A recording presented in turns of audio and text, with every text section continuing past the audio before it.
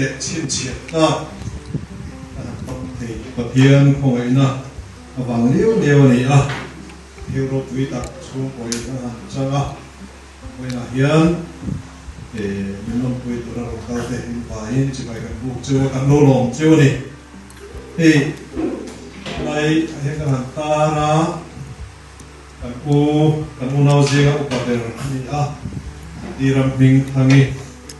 wi hima pol deu ani a ken choi moi na hon lom na hon de kan bang do na tin wi hi aparte ani a kum son ru pali atin na ani chi boga chu kan lom te do ni ba te ke te pol kina he kan sai do na de ko chu kan ta na pasa ani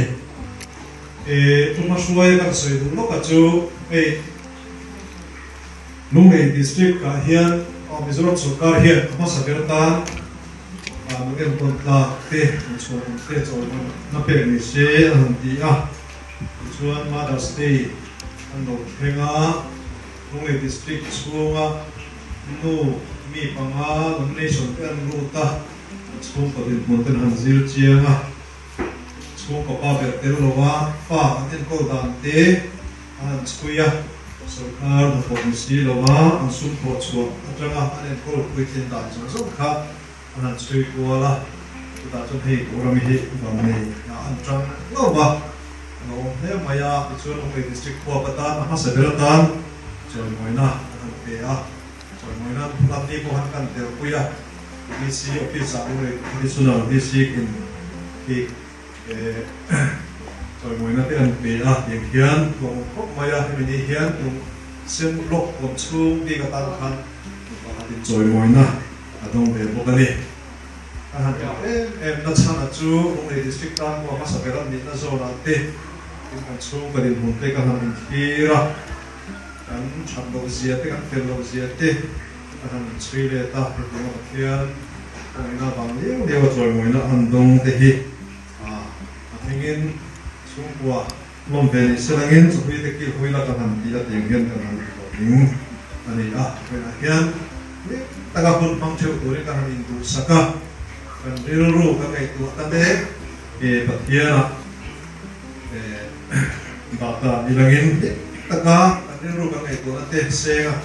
pangceu kanan som masa ani ituan hei wen hei an uramitan hian ni special tak mai khani a hela hian apa te ke kha kan zai masa phok tanga chuan chu bitwa chuan kun se te kan mang chuanga ku se te ko mai ha chu la mai na chho ne sp kha we mo e ma te ke kha ko choi pe se la me hela ko me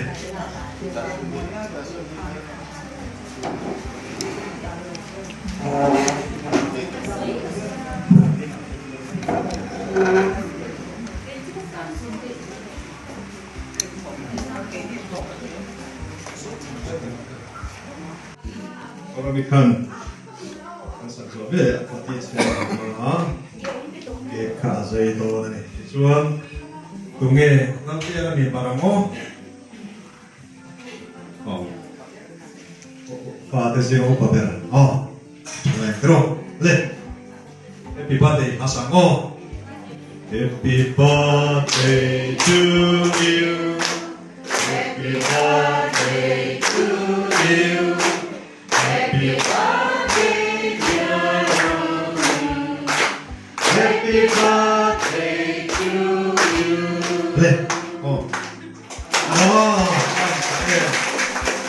Đây silangin kate imparton silang.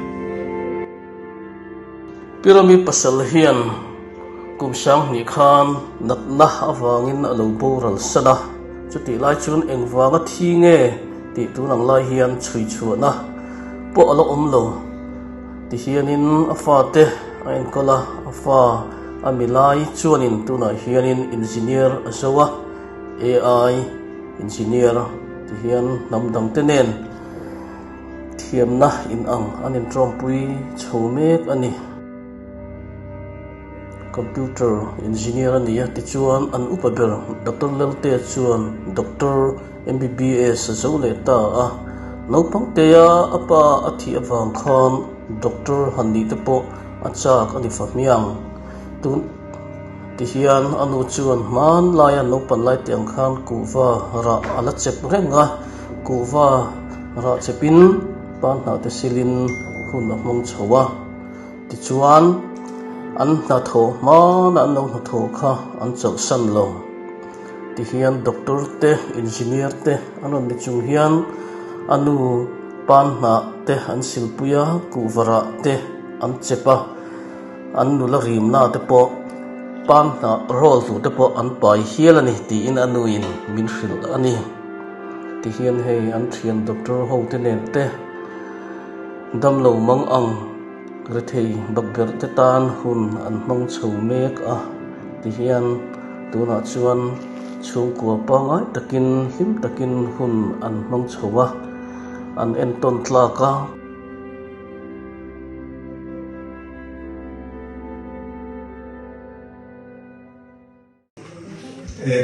plate de ome ya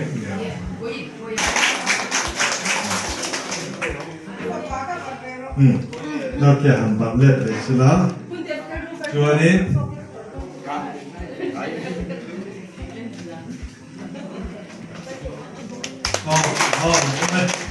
kha ke khi cùng sáng vị akhat vela khan sáng vị por chho ani chu cùng chaka hian putluang ate in lo a na chuan khosa a pat pam ber ka kunga ania idan te hi kum som bor ani chho to khang lai pasarina ka san no wa che khan fa te in en kol chho na to ra in en kol chho da na khan riu ruwa seom ti na te khang hun lai ka han khiam gi ro fan wang lang en seom ti na te ngeril run hwa na de te in em ti te in fa te in en kol chho na kuma khan nge in soi du ei lu dam takam oma fa te en kol na ko na te po en ton du dam takka me the ni khang kha loi te rin sin te chun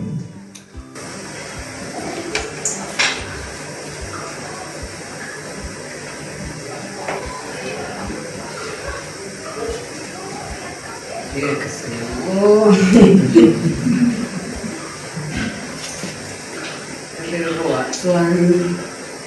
oi mà ni cho wa fa en ko so ti ngai kwang sa apa chu bang se tiang along ti de na ti ngai kwang ka sen ko sa along in ba pa na oi sa mo chuan na long nei de na ti ngai kwang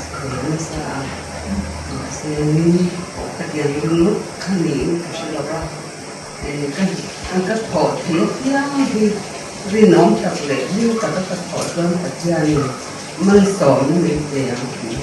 cả điều đùa đầu thế vậy thì khăn lúc là đình sẽ là nghiến cái present khăn lúc khăn hôn cần hong khăn lúc cần à thì chuẩn present thì khăn rồi bút chi mà khăn bút chi rồi khăn số đó nè present khăn lúc ta như là cái bộ phận tổng nguyên cái gì à cái để học ta mình mà là khăn cái có cấp ruột quên rồi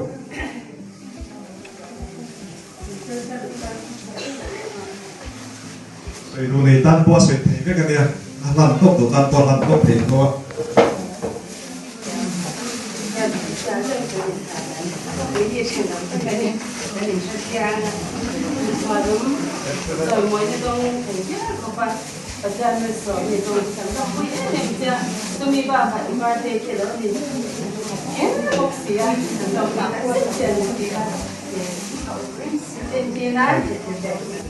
Cột tên sẽ làm lên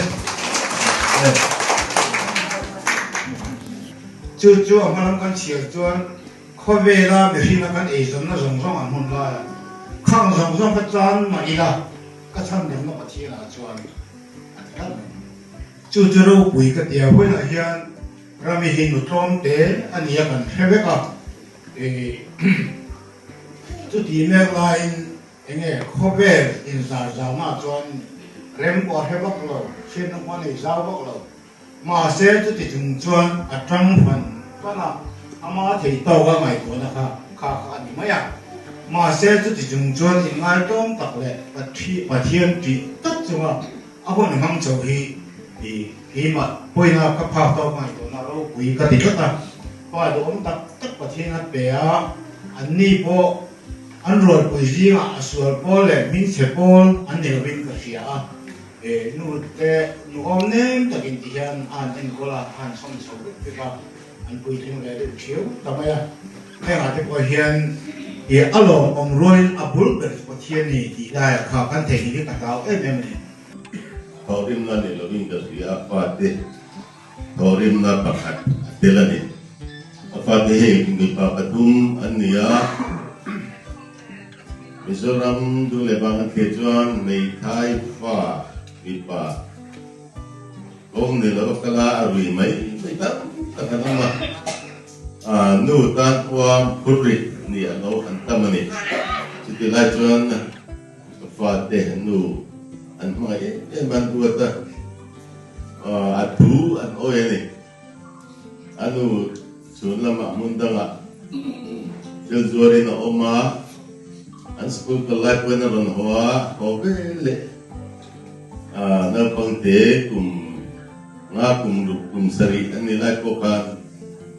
chuchu ti ro ti anai lo le nai ka erwan bo la ti pian chuan in chukur na pangtan an ai jil na po ni tina uber la tena so an tum ruwa lo tinna nei te upin an suala ni na perlain lai katsu so ian tuma so bedan coba so koran tum chu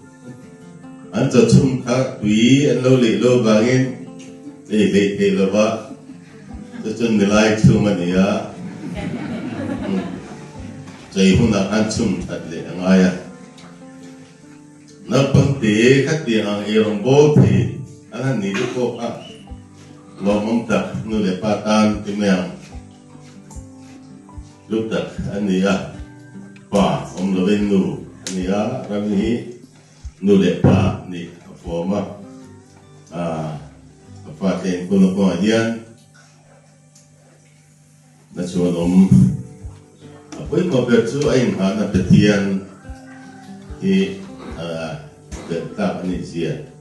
chen ga ria pate sira tonga dil chen ni lo ba tong tam lo ni chen nei tha ko ka che sia pate je ti chin ani to ni ga ria ro pi dia ati se kiam lo tak chu pen se lo ke lo kai ngai lo man adong hi patian no som na an thorim na anu falia thorim na patien mal somi bersia nomong tak yang dia tujuh tu sepengan selo kan dia ini akhirnya ini mensuai kelanjut atau untuk kehilangan apa bilang pakai soal boy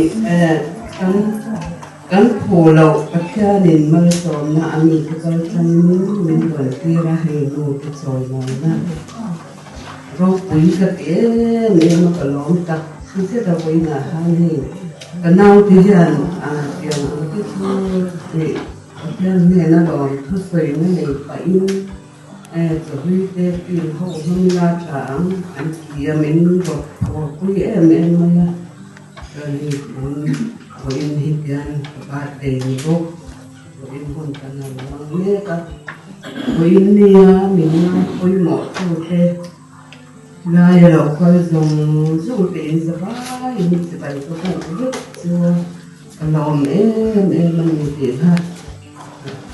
hàng ta làm thế à lần thì nhà anh sưởi tàu ha đi lúc này cần sầu đàn cái cột mà nè cái chi phí trên và chi phí mình là nó chỉ đã bỏ cho ở khổ rồi nên cái sưởi thế là cần mi te chu chung kwa em lim ka tin pe ma o an ti an te ma sila cái gì cần tiền là thua đắng đái thật kia chẳng như tôi cần suy đi kia khi suy thì được giống nó có hi khổ mãi nhưng mà tiếng nó bảy vai tập in cấn số hình nhà suy có mình có vô tí nè hình nó có cấn mình đã để đang cùng mà ngày tập in mình vui giang rồi có mấy em có vô tí nè thật khung về cần ông mà cho mình nuôi yang ringkuit usi hantuang anpa adin noya kan han om sang dia ani chung kwa la hani hian mangai em ma in lo man te tha to ra ka thil zo ang pu wa le thil dang te an lo la ve a in lo man ko in te rok ngai lo lin kan in kat thil yang kan ini semua nên mình mua ruang khấu kan cổ phần và oxy kan ruang ini nanti kan sudah dihantar kuala helai kuala atau kahi ulang jadi mai ya kan lut sawa anuang khop maya helan ini mai un rei ta kan om ra cùng bộ hết xí là đầu trụ về lẩu ra cái tiền chân lai à kan ông anh in đọa hi anh hoàng học mày thì cái tiền khách tiền những kỳ là wa in khách tiền in hào na khá quay khách mà hi kan trong lẩu có ba anh phê lúc có mà ni in ăn tắc khách in kan ông mà rồi cũng lúc có anh chung lại rồi ông có sử một có ba gần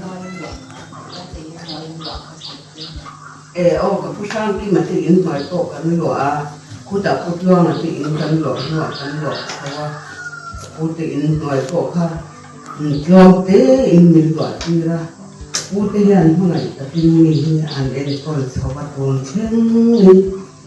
thứ này là vì là cụ chút này em cái cái điều chỉ là rõ hi là cái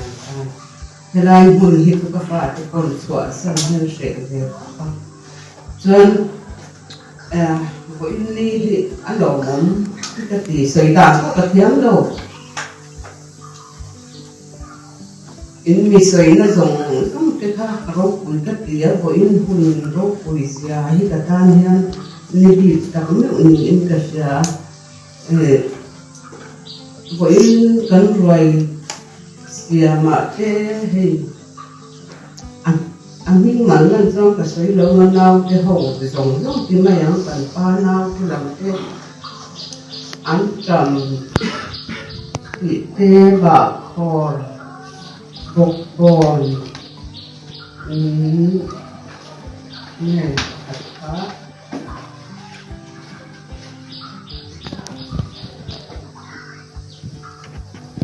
này khá cái vấn đề có ngay là bên dùng cái số lò một chắc cái lúc đó ăn chả bái mà cả lò mà cho nên nhà kia này nè để ta pha cho cô ina lên pha ăn này khi cái đó ăn thap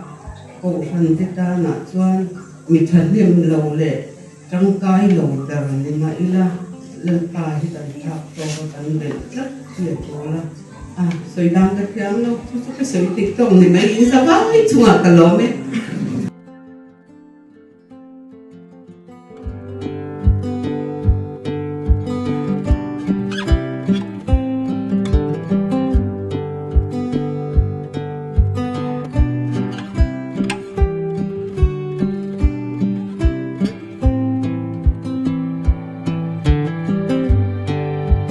pyramid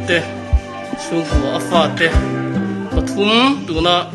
kan han soi thina chun ni ti hianin an on chok chung rei lo te tin hei kan chang ni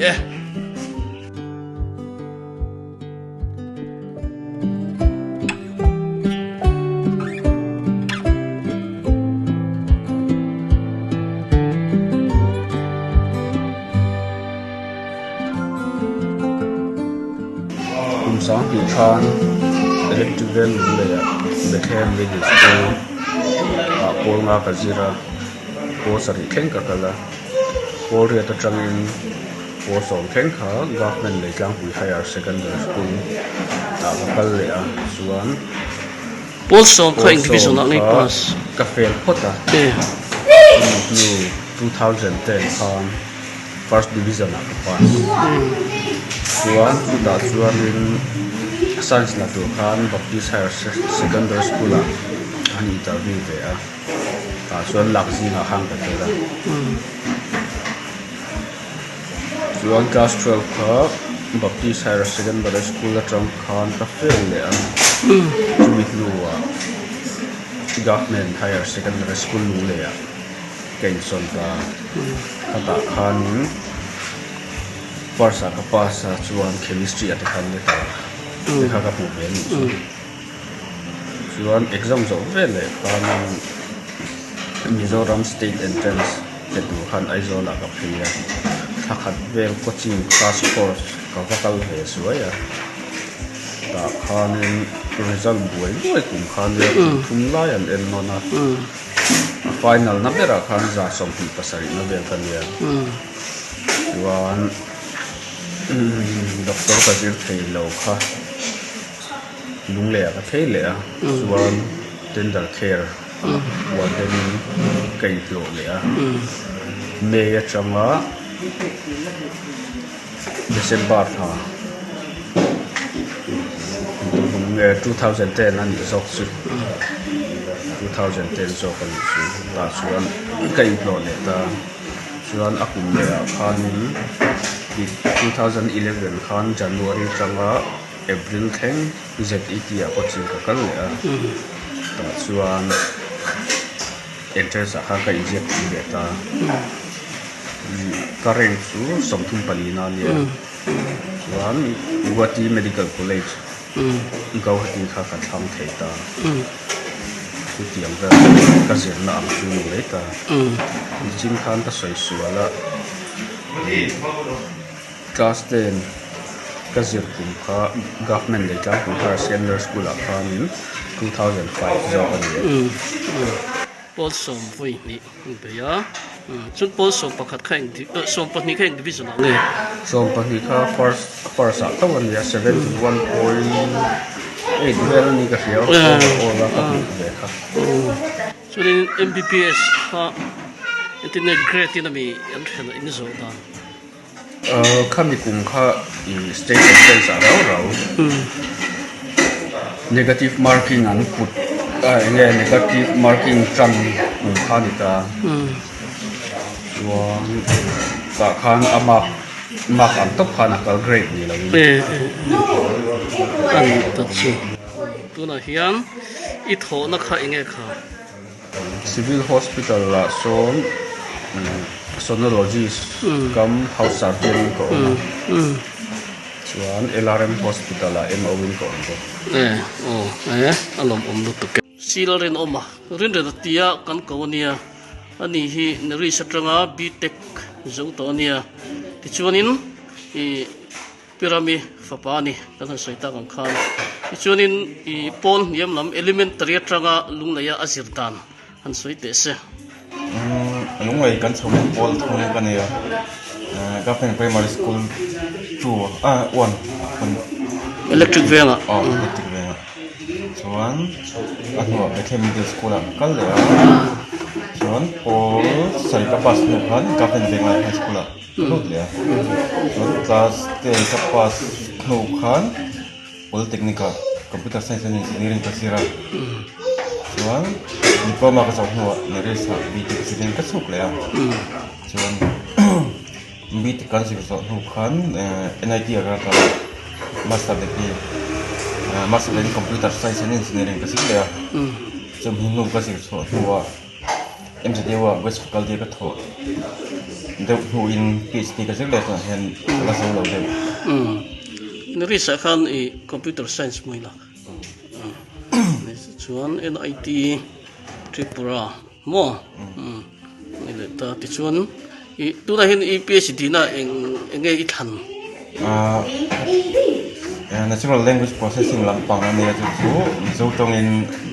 sentiment analysis ti katimek ti chu na kina AI lampang te point lak khoi na sang tu na AI te lar to si tro hen ho tan po hi trangkai nge ngai don he lampang hi in khoi tel de we ohครับ NLP kan ti mel natural language processing chu AI part pakhat tong recognize machine na set na tura computer na process dan ni berang chu chu tak chu han sei thu ka chang tro tu na hin AI chu rang rang ma ni po rini FT te le chu rang rang ChatGPT le ka tiang te po ma mi so trong hi an laman thiam lo de se ka kha bi kha chiang le zu la an man thein turin in zirbing met na ni mo ni da mai khai fa ngai nom don ve chu mi ringot po chu lu chi thamani don chu chu mi tu nai ti lai chu mi so ji nga be ve met amo anom ve ni le nge om thok lo om ve ne mon mai ka sa kon wai sa hi part of this studying lampang do trong thawin ati tu ne ma sa pon ne in machine translation event ti te pon oma chuan lusai agentivel lusai oma khang hokan agentic AI kan wa siama ko sa tanga bi thil ne khai angai dom don chu bi cha san pai gan lu chil le don nia on le